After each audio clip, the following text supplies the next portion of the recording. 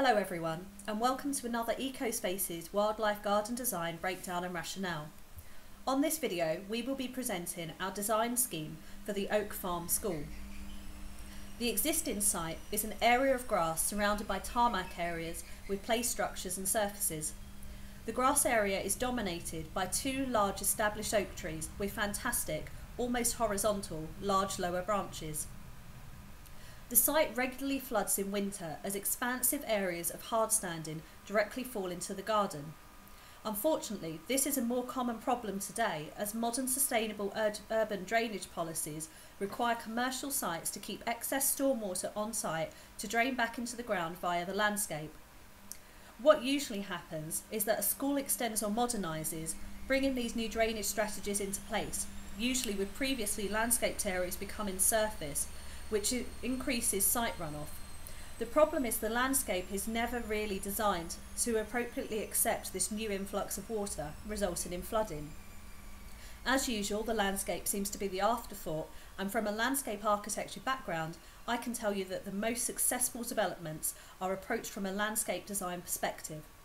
The drainage of the site via bioswales is an integral part of the new landscape design for this garden. The strategy moving forward is to create a new garden with a raised deck to celebrate the broad lower limbs of the oak tree. A new circulation route will meander through and along decorative drainage swales that will help water to be absorbed into the ground, but will ultimately drain excess water back into the local drainage network. So let's get started. The new pathways will be built with flexible timber boards and filled with free binding breeding gravel, which is free draining and will warm up in sunlight, benefiting certain sunbathing insects. The new drainage swales will look like dry shallow riverbeds, but will enable water to seep along a meandering route into an underground drainage chamber. When this chamber fills, an overflow facility will allow excess rainwater back into the drainage network.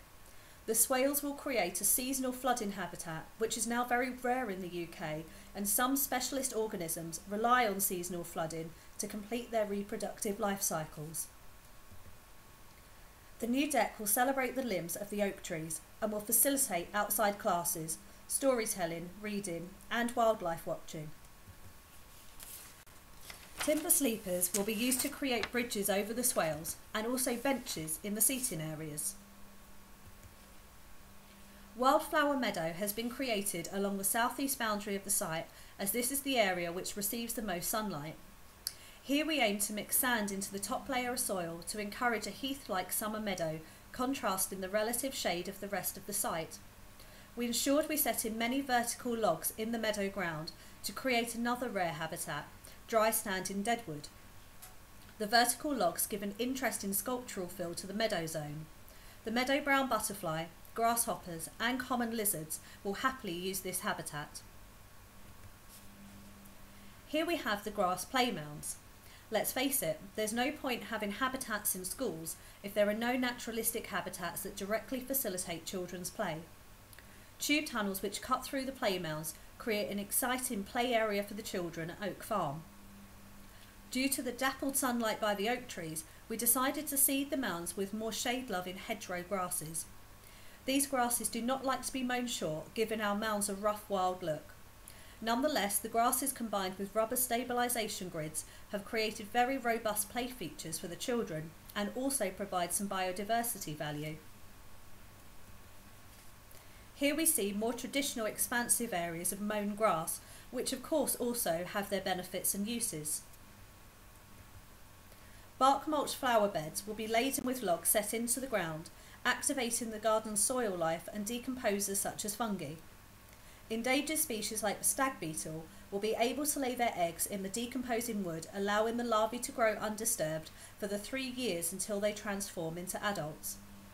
Millipedes and woodlice will also break down dead wooded material, creating a top quality woodland loam soil. A combination of marginal planting and seeding will be implemented along the route of the drainage swales. Ultimately, only plants that favour the local environment and soil will survive or even thrive, but a good diverse array of species to start with in favourable habitats will ensure that whether introduced or ruderal, Plant species that succeed and thrive will be best for that environment.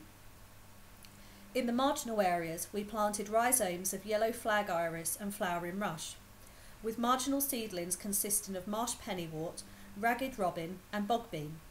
Small amphibians such as newts benefit from these swale habitats. The planting will be shaded in woodland varieties, providing cover and food for the wildlife of the garden. A combination of ground cover plants and shrubs will create a multi-layered canopy teeming with life, helping birds to thrive. The main lower level planting will consist of Hypericum, Cotoneaster, Steeper and native ferns. Some of these planting species may have little value for wildlife, but they keep other elements such as texture and movement within the scheme, which are more attractive to children's senses. We aim to encourage young people to discover nature and not force the concept upon them. Creating stimulating diverse landscape is the only way to compete with the modern distractions in today's world. Larger shrubs and small trees will be planted to ensure an intermediate canopy, which is important for woodland species. Shrubs such as hazel, buddleia and elder will provide food and shelter for native woodland species. So I hope you enjoyed this presentation today. Here's one last look at the presentation sheet. If you would like any more information, please contact us via our website www.eco-spaces.co.uk or at our more condensed Weebly wildlife site by searching for Wildlife Gardens for Schools. Thank you very much for watching this video, and if you enjoyed it, please like and share or subscribe.